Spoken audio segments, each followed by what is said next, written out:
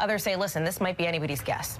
With us now is NBC News national political reporter and my colleague Carol Lee, the lead byline on that story. Also on set, our panel for the hour, political reporter for Axios, Alexi McCammond, along with Washington correspondent for the New York Times and MSNBC contributor Charlie Savage. Gang is all here. Carol, good to have you on set. Thanks for having me. So listen, the story has been in the ether for like 12, 16 hours now, right? Where does it go from here today? We know the president is, fair to say, ticked off about it. What happens inside the West Wing with John Kelly and the rest of the staff? You know, I think that it's different in the sense that this is out in the open, in public, that particularly the idiot comment, which is getting the most attention. You know, things were so strained based on our reporting that I don't see how it's it adds to the strain, but it was already seeming to be shaping up to be an unsustainable situation.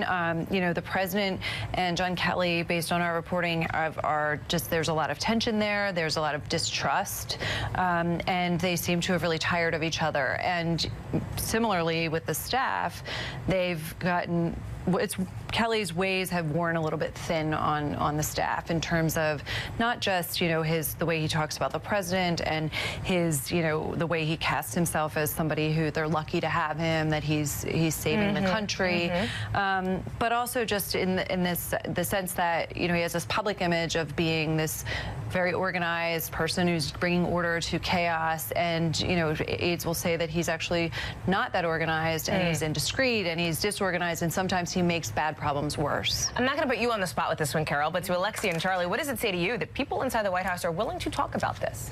I think everyone is sort of fed up, and it's just chaos all around. And like you were saying, John Kelly is perhaps not the disciplinarian or the straight shooter that he's painting himself to be, right? And I've been told that there are times when Kelly thinks he's on the same page as the president, and then the president will go rogue and tweet something or say something, so then Kelly tries to blow everything up. And that is not keeping things in line in the White House. He is adding to the chaos as much, if not more at times, than the president is doing himself.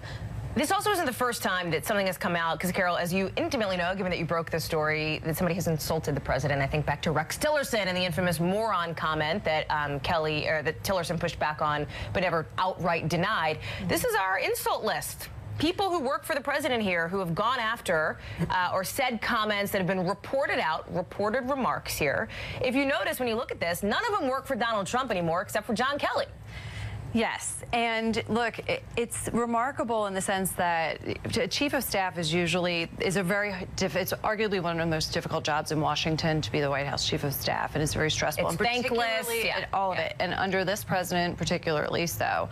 But usually you don't see people saying these things out in the open. That's what's so unusual. You might think them in your head or share them with a friend or your spouse, but you're not talking about them. Well, John Kelly, other staff. John Kelly kind of is publicly himself. You probably remember, guys, when he was out there speaking, I think just recently, and he was making a joke. It was clear that he was joking, right? But here's what he said.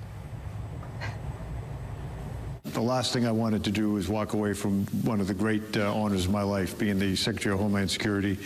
But I did something wrong, and God punished me, I guess.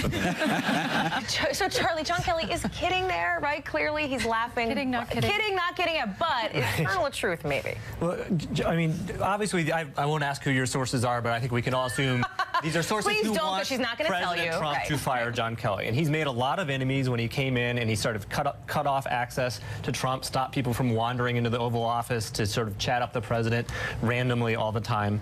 And so the fact that people are trying to put this word out, which, by the way, he denies, unlike Tillerson. Well, here's the statement. He says, I spend more time with the president than anyone else. We have an incredibly candid and strong relationship. I think that word candid is really interesting, actually. Yeah. He says he always knows where I stand, and he and I both know this story is, quote, total BS. But the larger picture here is that after a very chaotic opening months in the White House, unbelievably chaotic, Kelly did come in and became to reorganize things and discipline things, and became part of this narrative that there were these generals around Trump who were controlling the commander-in-chief, keeping the country safe. I'm thinking about McMaster, I'm thinking about Kelly, and I'm thinking about Mattis.